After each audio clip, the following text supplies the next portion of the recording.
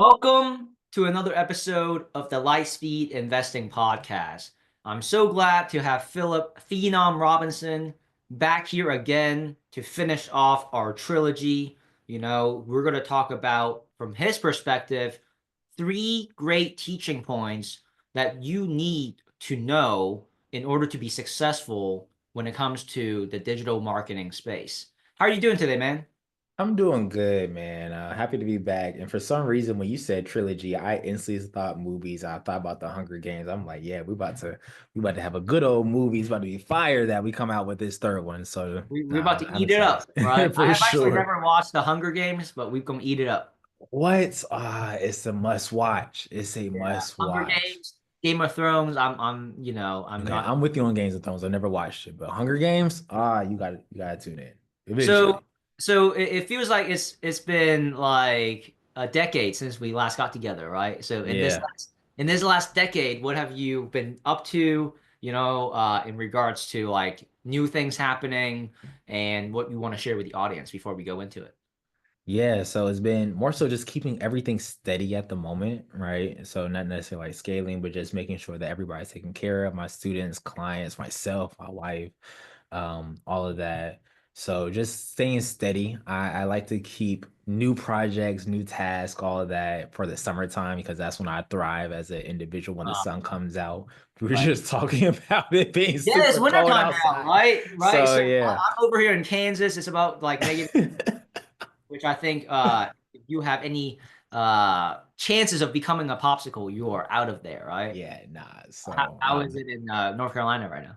right now it's a smooth 24 degrees. It just snowed yesterday. Yeah. So until it starts to become warm outside where I can wear this shirt sleeve shirt outside, then I'm just staying steady. Gotcha, man. Love it. So let's talk about the three teaching points that you have for our audience today, right? And from your perspective and your Mhm, 14 years of experience being in the marketing, media, production, and broadcasting game, mhm. what's your framework, so to speak, of success? Yeah, so we're gonna go with, and I love framework so much because it's a way for you to be able to take something, immediately execute, get results, and that's actually the first one of this framework, and it's execute. And this Okay. framework that I'm going to take you all through is three E's, right? So E. Okay. And this one is for, and the framework that I'm about to talk you all through is for anybody. Honestly, if you can apply this to anything that you're doing in life. But of course, I've been applying this as a person in marketing, person in media production, all things like that. But execute, all right. So you have to first just start getting results. And when I say results, I don't mean like, oh, you're making money or oh, you're having this amazing campaign, but results in terms of you're getting out of your head, you're actually making some sort of progress and you're getting it done. You have an idea and you executed on it. You said that you wanted to write a book. You started writing the pages, right? Then afterwards, then you send it to an editor. Oh, you said you wanted to start a podcast. You actually recorded the podcast. You booked the guests, right? Things like that. You're getting some sort of execution done. And that's the first thing. If I'm thinking, I'm going to relate just a tad bit of it to marketing. If you have a campaign that you want to run, you first have to run the ad. If you're not running ads and you're doing something organic, then you first have to um, work on your meta titles and meta description. So you're going to pop up on Google. If we're talking about social media, you first have to post one piece of content on Instagram, YouTube, Facebook, whatever it is. So that execution. So that's the first piece of this 3E framework is execution. Yeah, well, we always talk about this like in business because we've been so immersed in the academic system growing up. You Mhm. learn to be a great learner, and you learn that you are considered as a successful academian student, right? When you get the Mhm. grade, which comes from learning, memorizing, regurgitating on the exams, right? Exactly. But in the real world, learning is just half of it. Like, we call it speed to market in the sense of like how quickly Mhm. can you take what you learn and immediately apply it to your chosen marketplace so that you can get that immediate feedback, right? It's not about being perfect, right? It's about who can implement what they've learned the fastest and actually apply that knowledge. right? Exactly. That is so true. Um, and then the second one, and I'm going to start off with marketing, then of course make it broad, so it can relate to everyone. But it's going to be to experiment. So in the world of marketing, you're going to go through A/B testing, and that basically just means that you're going to have two different things that you're testing at the same time to see which one performs better. If Yep. you've ever watched a video on YouTube, you're looking at one thumbnail, but behind the scenes, they're showing everyone two different thumbnails to see which one's going to get the most clicks. So Mhm. experimenting. So when you think about life, whether it's business, Mhm. or even if it's just like applying for jobs and you're just trying to see which resume performs better, you're just trying to experiment. So if we're thinking about it as a business person, maybe you're Mhm. experimenting to figure out which offer is getting the most clicks, or which offer are people purchasing more. Is it the one that has the buy one get one free, or is it the buy one get one half off, and maybe you just adjust the prices so you're actually making the same amount of money? So experimenting is the second one that I would say that a person definitely needs to do once you started executing. No, and now I'm with you, because experimenting allows you to, I would say, see a broader scope, right, of what Mhm. results can potentially get reeled in. Now, my question to you is, where do you draw the line of, experimenting versus staying the course? Because, Mm. right, the philosophy of, okay, if I change things up too much, then you lose out on the thing that you were maybe making money with in the first place. So, what do you have to say about, drawing a fine line there? Right. That's a great question. So the first thing is you always want to never let go of the winners, right? So if you have something that's working well, so we're going to go back to business for a second. Let's just say you had two different offers, Yeah. and you have offer one that, let's just say, makes you $100, and then you have offer two that's whatever it is, that's slightly different. Maybe it's a copy, maybe it's a video. Something is very, very slight. That one makes you $120, right? You're going to stick with offer B that's making you $120. Stick with that offer, but then create another offer A that you're experimenting. Then let's just say that one makes $130. Cool. That one's working well. Get rid of offer B now. Now you're trying to one up offer A. Now maybe the next one only makes $80. Ooh, okay, it's bad. Right. So you're just continuously experimenting to see if you can improve. And we're thinking about business, right? That's how scaling happens, right? You have to understand, like, okay, yes, we're making 10,000 a month. Yes, we're making 1,000 a month, 100,000 a month. But what experiment are you going to do to try to get that 1% better every single month, every single quarter, every single year? You can't be complacent with it, but you always have to stick with your winners and not let those winners go. And so, you know, if you're on the way to trying to find that winner, though, Mhm. what do you do if you haven't have an established winner yet? So you have a benchmark. Hmm. You have a benchmark that you essentially create mentally. Like, what is it that the goal is, right? Hmm. So let's just say in marketing, if I am someone writing ads, my benchmark may be I don't want to spend over $5 for Wow. this one ad, Hmm. right? And so that's my budget. That's what I'm sticking with. And so because that is my idea of a goal, then I'm Uh-huh. going to work towards that goal. So again, if we think about this on a broader scale for any other business that you're in, industry, you want to set a goal that is realistic, right? That you can obtain, and then use that to guide you for your experiment. Love it. Love it. So, the first E was execution, Yeah. right? The importance of actually applying what you learn. The second E is the importance of experimentation, Hmm. right? To kind of see what feedback can you get from various inputs, right? Right. And so moving on, the third and final E of the framework Is is evolve. So you always have to be continuously evolving. So this even kind of relates back to what you were saying. We've gotten accustomed to being great learners and not mm, necessarily like executors. And when you stay in that cycle, you're not necessarily evolving yourself. So you have to push yourself out the comfort zone to take yourself to the next level, right? So what are you going to do to continuously make that progress, to continuously evolve? But you have to remind yourself that this within this evolution is not perfection, right? every single business is not perfect. You can always improve in some way. Every single marketing campaign is not perfect. There's going to be something that you can, progress with, that you can evolve with within the campaign. So everything that you're looking to do, you're always asking yourself, how can I evolve? And when I say evolve, that truly means like, what am I going to do to take this experiment, this execution to the next level, right? To take it, to give it that quantum leap. Well, more so, I guess, like not looking at the current project as like the end all be all, but like Exactly. how can it serve as a potential stepping stone for the next project? And so, Exactly. so always, keeping in the back of your mind like longevity Mhm, and a marathon approach, right? In a sense, is mhm. that kind of what you're getting at? Yes, exactly. So let's just say, for example, um, one of the things I've been experimenting with is like my own creativity. So I have a couple of albums, some lo-fi albums, and I have a one motivation album. I'm working on another one. So the execute, and I'll take you through this exact framework for these pieces of work. The execution was actually getting the albums produced, right? I recorded them, I got them out.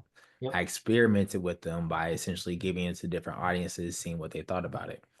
Now, one person may just be done. Like, okay, I had the motivational albums. I'm good. I don't need to do anything else.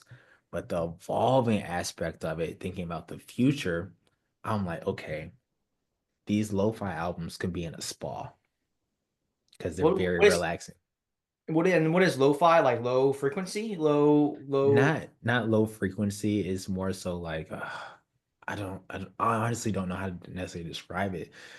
It's often listened to in the background while people study, work, and Oh, I got relax. you. So it's like Yeah. it's like your instrumentals almost. It's Yeah, they're like instrumentals. like where it's like just straight up beats kind of thing, right? Yeah, but they're really chill. They're probably about 62 beats per minute. Yeah. Something very, very Like really, really it slow. like so what I would call what in my own terms, I call them like backdrop motivation is what I would say, you know? Yes, but when it comes to lo-fi, it doesn't really motivate you. People often listen to them to study or like go to sleep. Ah, I see. So the Oh, I see. evolve, So it's kind of like filler noise. yes, Okay. but relaxing. Or relax. So then the evolve aspect of it is like, okay, well, now that I have this, let me see how I can get this into spas or anything like that. Then on the flip side of it, if I'm not thinking about the lo-fi albums, I'm thinking about the motivational albums. These tracks are motivating. Can I get this featured in a film? Like Mhm. when maybe somebody's having a fight scene or anything like that, can I have one of my tracks be in Right. a film? And so you're always asking yourself, how can I take the existing product, service, campaign and take it to the next level? Right. All of it. So And that's that's why, one of the success principles, right? Because that's what I would say put a lot of time, energy, and effort in is studying mhm. success because success leaves clues. And, Yeah. it's pretty much regardless of industry, right? It's applicable because they're timeless, they're principles. So, as part of a success um foundational truth is to not like when you talk about the evolution aspects, Mhm. is to like is to kind of take what you have, right? And you can never be a failure if you just keep going. Like most Exactly. people, they just give up too early, right? So, I Mhm. mean, there's a success principle called 3 feet from gold, right? Talks Mhm. about how like the gold rush times, this family who like, basically were literally 3 feet away from gold and then they abandoned their, project because they couldn't find it. They got discouraged and then someone else basically took it over by actually consulting with the right experts, like the geology experts at the time that he found like, oh, there's this like trail and the goal that they were trying to find was actually 3 feet away from this like line. And so because he sought out guidance, he basically like, the work was already cut out for him, you know. Right. That was the one thing is he didn't obviously stop and he consulted experts, right? But Exactly. the whole point is like you can never lose if you just don't stop. Mhm. So I relate to that because, I thought it was so important for us to have a robust internal trading department. where we can have what I call, our own fund for our own, team members, right? And executives and employees, to basically create a hedge against any business or economic cycles, right? And because I created that, and as we fed into it, it's now evolved into our robust non-accredited investor division, right? Where people that may only have 10K to 100K to invest, we can still do it for you. Because normally accredited investors at our firm start at 5 million and up. And we understand that not everyone has that kind of capital. So, if you don't have 5 million, we'll teach you how to get there. But that was kind of it, right? But having had the internal trading department created that, and never stopping and evolving it, right? That's gotten us to where now we have this, money management division for non-accredited amounts of money, So I Yeah. love hearing that, man, because that's just like one of those things, you just, like I said, keep going. It's hard for you to not find success. Exactly. So you always have to be progressing, always have to be evolving. And just because you've gotten a piece of success, that doesn't mean that that's your full potential. And just Yeah. always reminding yourself that you have greater potential for where you are at the moment. Little baton handoffs, right? So Yeah, if you stop, you never know where the next handoff could lead you to. exactly, Yeah. exactly, exactly. So that's those are the three E's: execute, experiment, and then you have evolve. Yeah. I hope you appreciate that because I think you said you was a track athlete, right? Back in Yeah, college. well, I was painfully, but I was. No, I definitely did appreciate it. So we've talked about, your personal journey, Mhm. the landscape of the industry, and now your three teaching points, right? And Right. so, if the audience wants to get connected with you and, to talk more about marketing and, things of that nature, what's the best way for them to get a hold of you? Yeah, of course. Still going to tell everyone go to my LinkedIn. Very professional platform. I love it up there. But LinkedIn, Phillip Phenom Robinson. And if you just send me a connection request with the three E, just put EEE, and I'll know exactly where you're coming from, and I know exactly the conversation that we are about to have, so we can make sure that we execute, experiment, and elevate or involve also your branding and marketing. Yeah, make sure you include the three E's or you let them know that you heard about him from this podcast Of so that course. he can give you a complimentary brand assessment and talk about all things marketing. Yes, Again, sir. Philip, it is such a pleasure having you on. Have you Uh, gotten used to that yet? what? By saying Philip, Oh, I haven't gotten used to it because I don't come yeah, across no, many Philips. I'm with you, man. It's a little bit, for me, but I mean, I also go by Phil. I like when Okay, they get to know me, they call me Phil. Like Philip is just like my intro. I got you. So, but yeah, man, Philip Phenom Robinson, Philip with two L's. Make sure you connect with him on LinkedIn. And that concludes our trilogy, man. Thanks so much for being on.